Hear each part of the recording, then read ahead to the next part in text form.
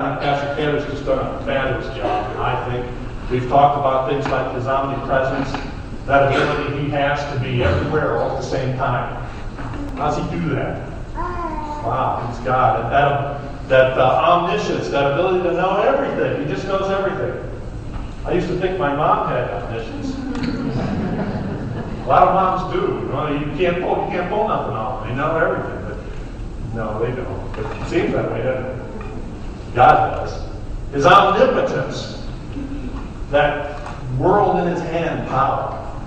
Ever think about that? Just holding the world in his hand in our lives. That's power. That power, that almighty power he has. And his all-encompassing love. That it just seems to know no boundaries and no limitations. Well, all these characteristics and more come alive when seen through his faithfulness. Turn to Psalm 119:90.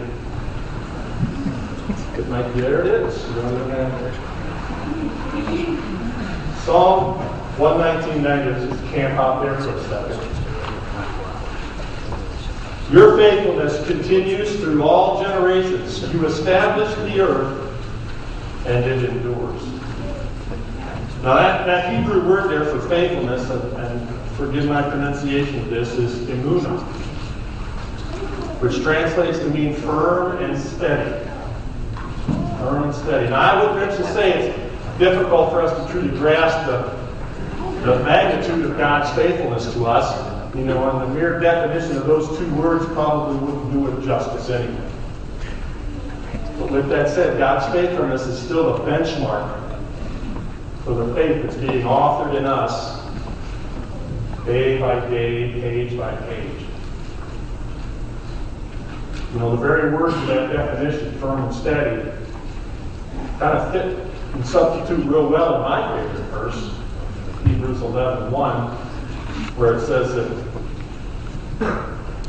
faith is being sure or firm in what is hoped for, and certain or steady in what is seen.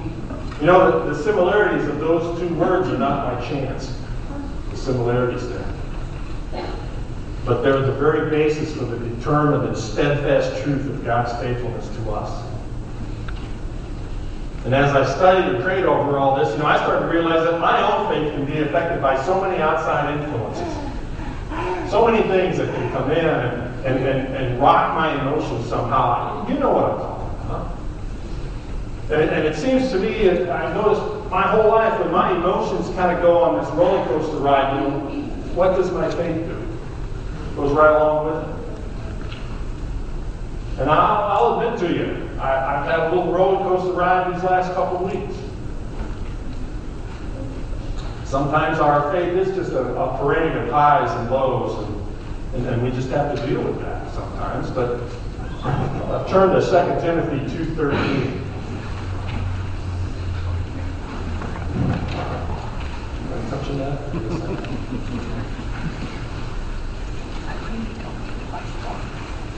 The King James of this says, if we believe not, yet he abideth faithful and cannot deny himself. Other versions might say, if we are faithless, he remains faithful, for he cannot deny himself. Now, that word faithless there, in the first part of that, there it says, if we believe not. But the actual translation of that in the original was steadfast, referring to our faith. If we don't remain steadfast, he always remains steadfast. Because he cannot deny who he is. To deny something is to say what? And it isn't true. And he can't do that. That's impossible with God, because he cannot deny who he is. When our faith falters sometimes, when mine goes up and down, he is still God, and his faithfulness cannot change. Even amidst my roller coaster ride. I like the story of the time when some men got in a boat. And they were crossing this large body of water. Actually, Jesus had sent them on ahead. About halfway across this large body of water, a storm kicked up. The waves started rolling, and probably the skies got dark. boat starts getting pushed around, starts getting uncomfortable, starts getting scary. Christ knew they were in trouble. He began to go to them, and guess what? He went right across the water, walking out to them. Right across the water. Peter happened to be in the boat, and he sees the Savior walking towards him in the water, and Christ is reassuring them to not worry. So what does Peter do? He gets out of the boat, and he begins to go to his Savior. And you know what? He's walking on the water. For a moment, he's walking with him. But then what happens? The storm takes his attention. And he begins to look away, and he sees the waves, and it's blowing. And what's he do? He begins to sink. He begins to sink into the water. And he cries out, "Oh, God, help me." But Christ was right there. He was steadfast. And he puts his hand down, and he helps Peter, and he rescues him. And then after a time, he quiets the storm. God quiets storms.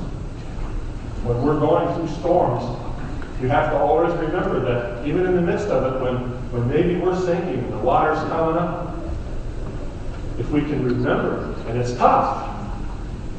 It's tough. But this storm is going to pass because God quiets storms.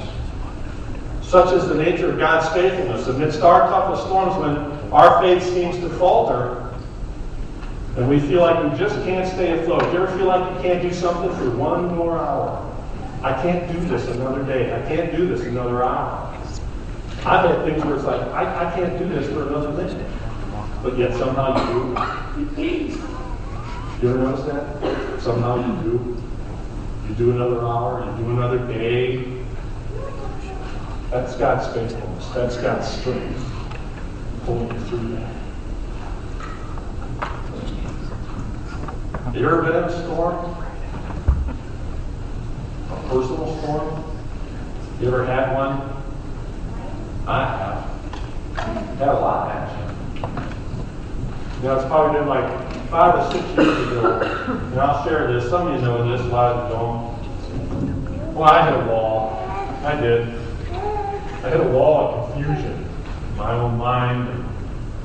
I became very disillusioned. A storm kicked up. And then I began to sink, just like Peter. And I just didn't understand things that were going on, and I kind of lost confidence in myself. I lost sight of where I fit in, right here in this church. I just lost